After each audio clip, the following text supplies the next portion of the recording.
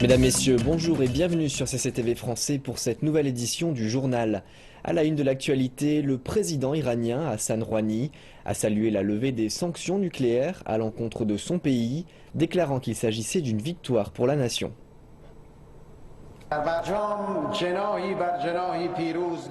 Personne n'a été battu lors de l'accord nucléaire, ni à l'intérieur du pays, ni parmi les pays qui ont négocié avec nous.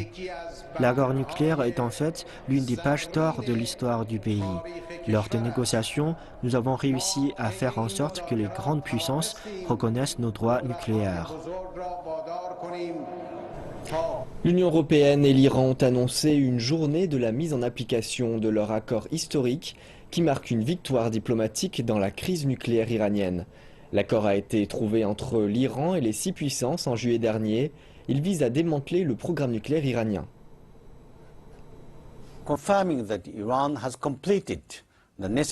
L'organe de surveillance nucléaire de l'ONU dit que l'Iran a respecté ses promesses. Les relations entre l'Iran et l'AIEA sont entrées dans une nouvelle phase.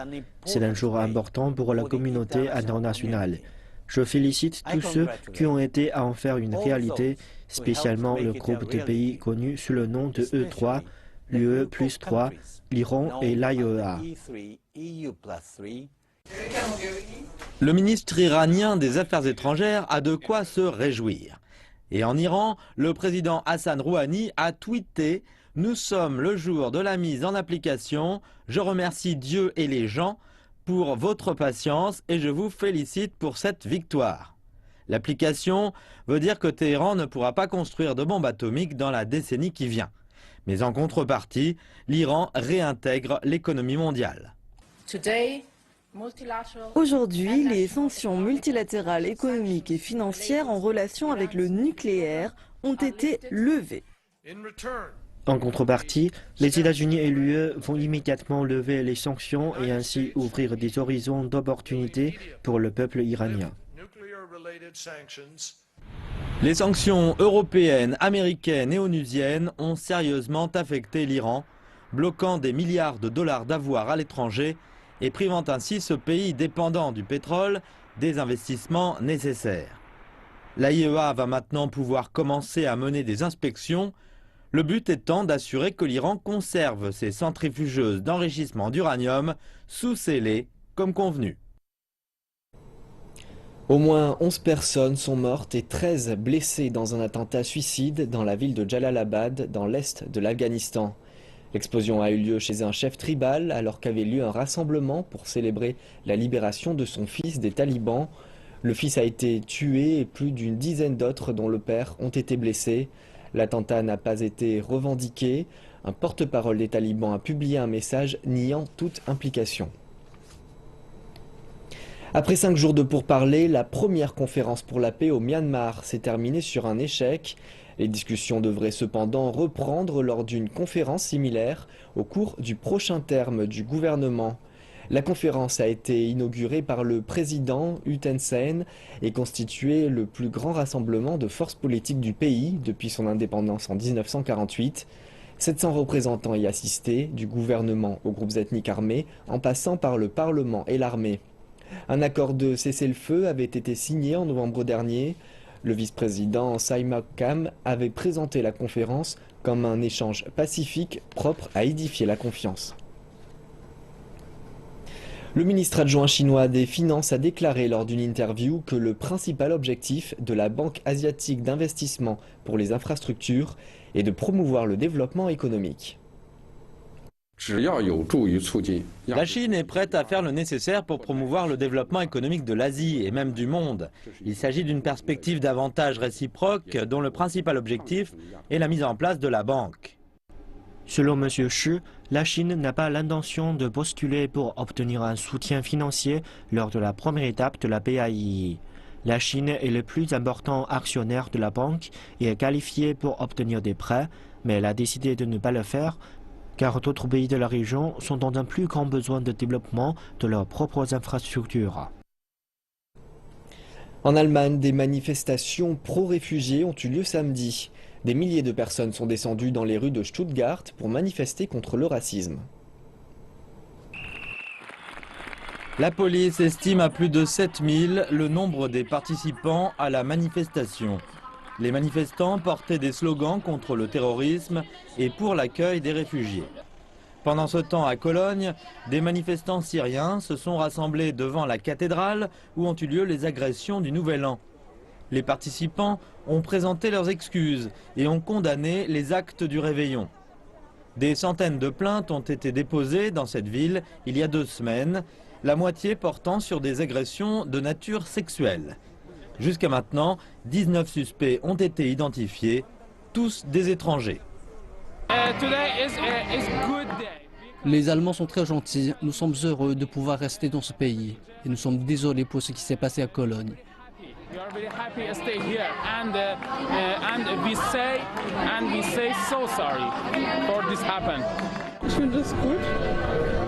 Je pense que c'est bien qu'ils manifestent leur opposition. Peut-être que ça va empêcher les Allemands de faire des généralisations hâtives.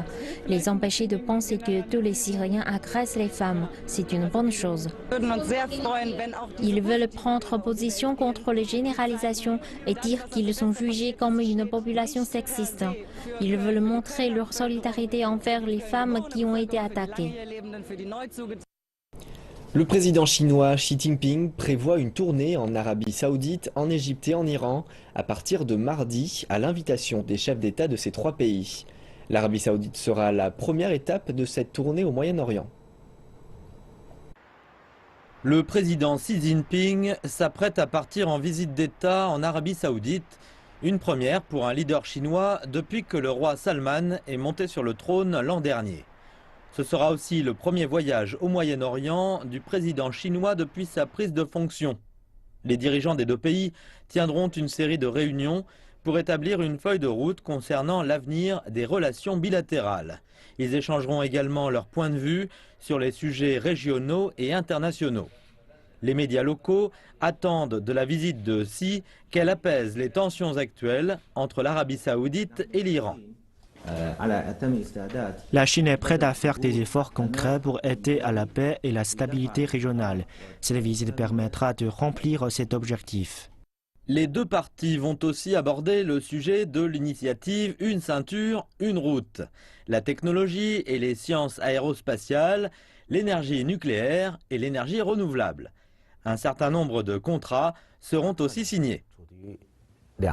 L'Arabie Saoudite est située à la jonction entre la ceinture économique de la route de la soie et la route maritime de la soie. L'Arabie Saoudite est aussi membre fondateur de la Banque asiatique d'investissement dans les infrastructures.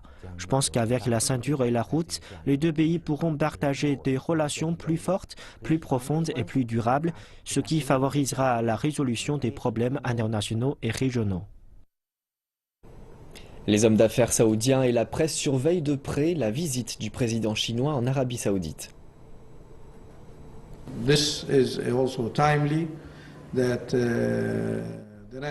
Xi Jinping a choisi de visiter l'Arabie Saoudite et de s'entretenir avec le roi Salman.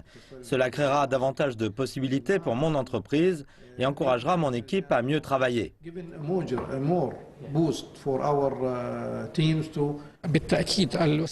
Tous les médias saoudiens ont leur regard tourné vers la visite du président Xi Jinping.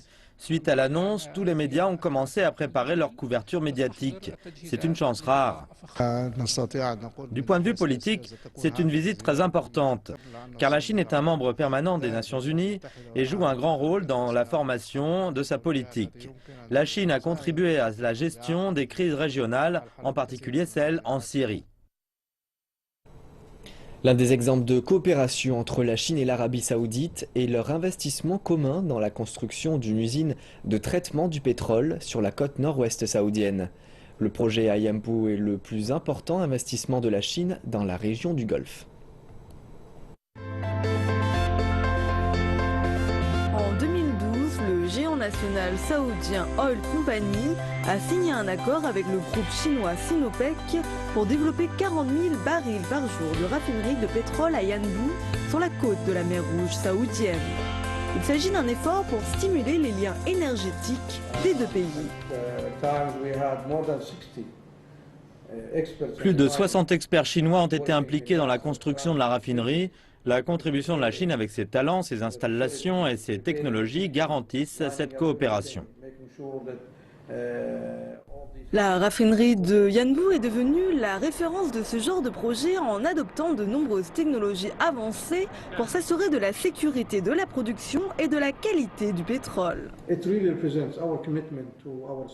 Cela montre réellement notre engagement auprès des actionnaires, auprès de la communauté, de l'environnement et de nos clients, en offrant des produits de première qualité et en préservant notre environnement.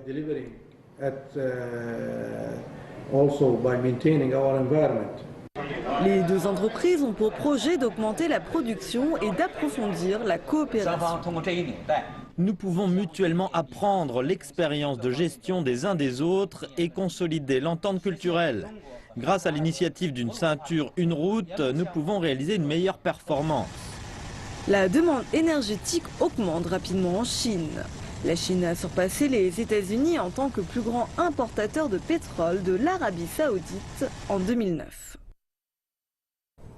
À quelques jours de la visite du président chinois au Caire, le ministère égyptien du Logement a signé un protocole d'accord avec une entreprise chinoise.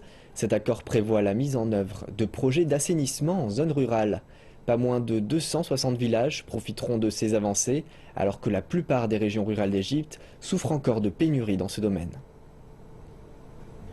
Le système de distribution d'eau potable est accessible à 97% des foyers égyptiens. Dans les villes du pays, on bénéficie d'une infrastructure sanitaire adéquate, alors que 85% des zones rurales égyptiennes n'y ont pas accès. Dans la plupart de ces endroits, on déplore un excès de déchets que le sol ne peut absorber. Récemment, le gouvernement a initié un programme visant à mettre sur pied des infrastructures d'assainissement dans ces mêmes régions. Cependant, le coût de ces mesures est énorme. Nous avons estimé le coût de ce programme à 100 milliards de livres égyptiennes.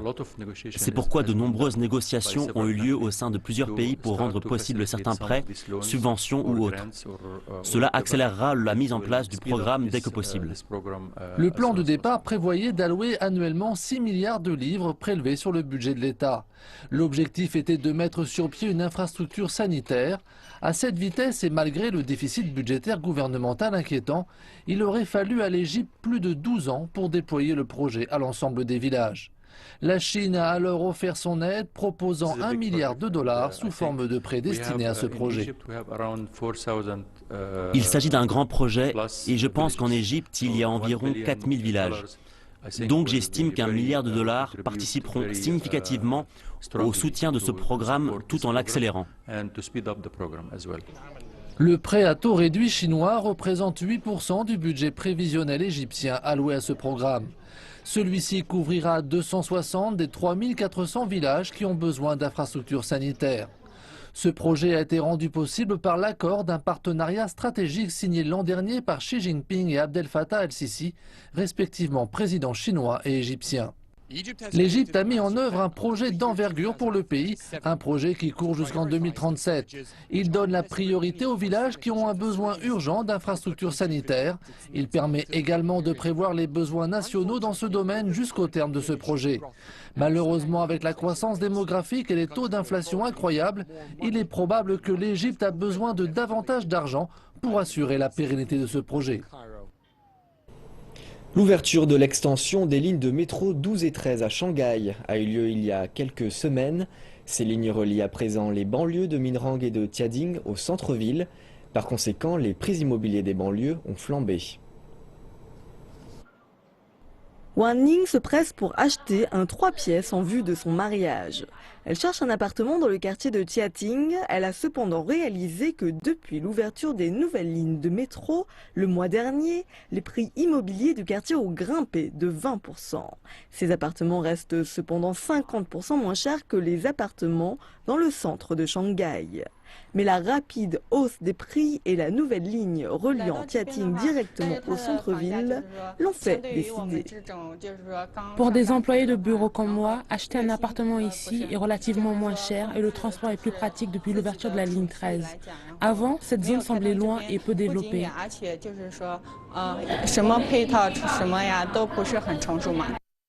Ces derniers mois, selon le site immobilier anjuke.com, le prix résidentiel de la banlieue de Minhan a vu ses prix augmenter de 400 000 yuan le mètre carré à 430 000 yuan. Selon les analystes, la hausse a été entraînée par une hausse de la demande de la part de personnes comme Wang. Les retours du marché montrent la manière dont les prix immobiliers ont été stimulés dans les zones près de la nouvelle ligne de métro. Il y avait une augmentation au début du mois de décembre et après l'ouverture de la ligne, cette augmentation est devenue plus évidente la seconde moitié de décembre et plus particulièrement pour la première moitié de janvier.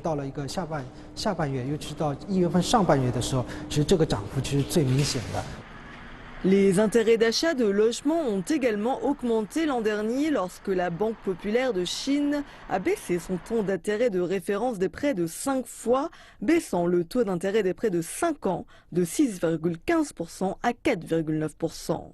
Selon les observateurs du marché, s'il y a davantage de baisses en 2016, il y aura également davantage d'acheteurs. Nombreux sont ceux qui s'attendent à ce que la Banque populaire de Chine continue à baisser les taux d'intérêt. Nous pensons que la réduction des taux d'intérêt aura un impact très important sur le marché résidentiel. Nous pensons que si les taux d'intérêt continuent de baisser, cela permettra à davantage de personnes d'acheter. Shanghai a encore 10 nouveaux projets concernant les lignes de métro. Cela sera achevé d'ici 2020. L'ensemble du réseau souterrain atteindra 800 km.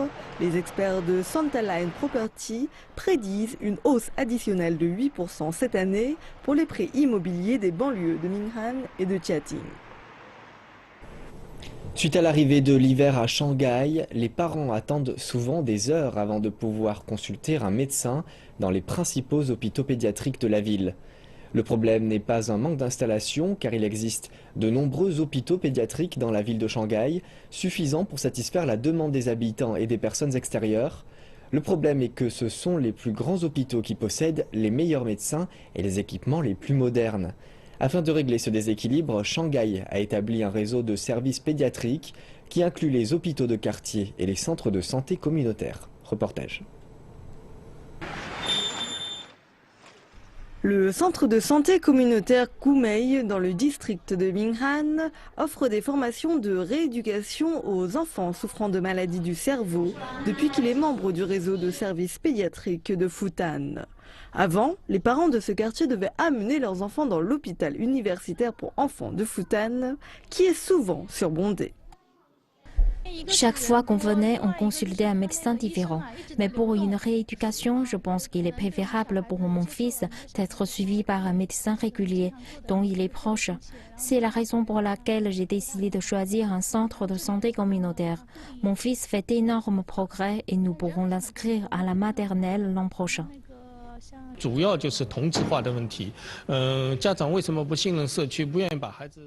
L'une des inquiétudes des parents est de savoir s'il y a de bons médecins dans les centres de santé communautaires. C'est la raison pour laquelle nous avons passé une année à former des médecins ici. Maintenant, nous venons ici chaque semaine pour donner une mise à jour. L'hôpital Jinshan dans la banlieue sud-ouest de Shanghai fait également partie de ce réseau. L'hôpital offre des soins ambulatoires et des traitements urgents à près de 4000 personnes par jour.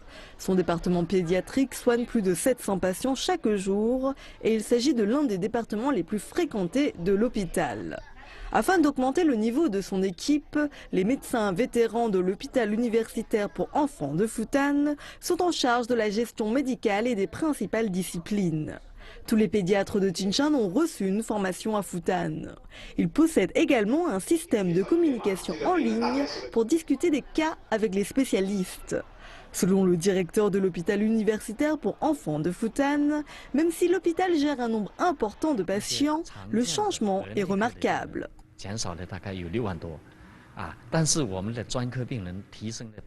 Nous avons remarqué, pour l'année et demie qui vient de s'écouler, une évidente baisse du nombre de patients dans notre département interne de médecine. Une baisse d'environ 60 000 patients. Dans le même temps, le nombre de patients cherchant des médecins spécialistes a augmenté de 11%. Cela permet aux patients d'être rapidement transférés selon leur situation.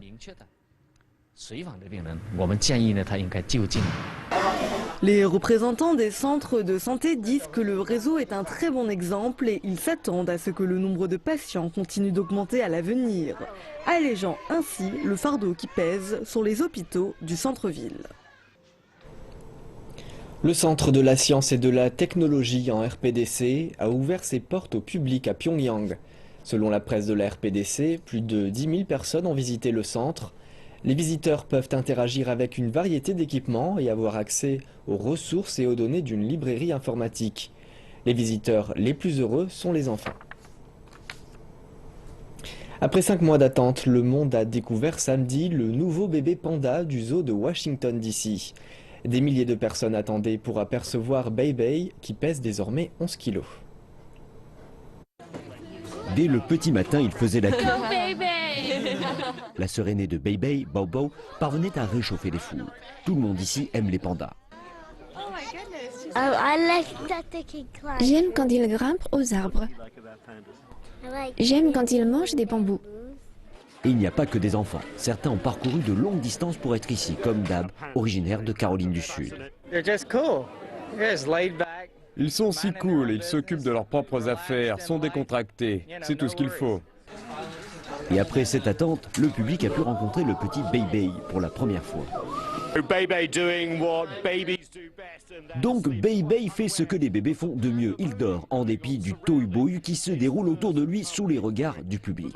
Mais il y aura bien d'autres opportunités de découvrir l'évolution de ce bébé panda au zoo de Washington. Mais en réalité, ce ne sont pas les premiers visiteurs pour Bei, dont le nom signifie trésor précieux. Auparavant, les premières dames de Chine et des États-Unis lui avaient rendu visite lors de la visite d'État du président Xi Jinping en septembre dernier.